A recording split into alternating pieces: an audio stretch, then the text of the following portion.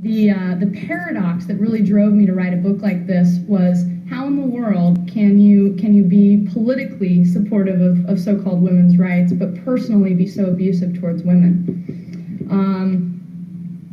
And the ultimate act of abuse, of course, was Juanita Broaddrick and what she suffered in the 1970s.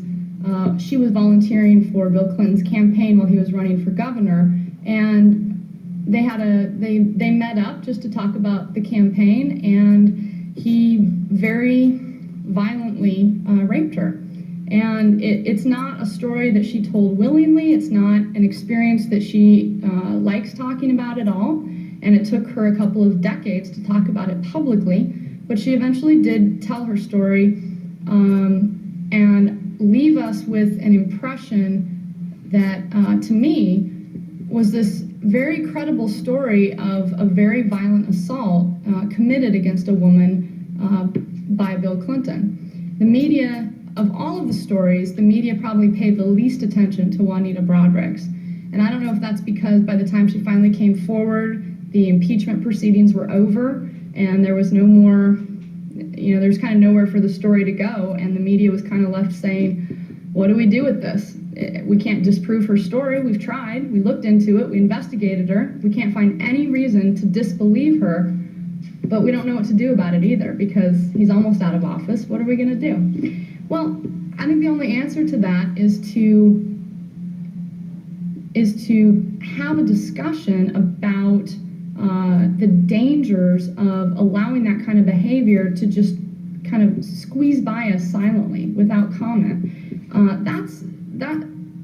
That's probably the most brutal way a person can violate a woman, and it was committed by a person who's been held up as a supporter of women, and that kind of paradox I think needs to be blown apart.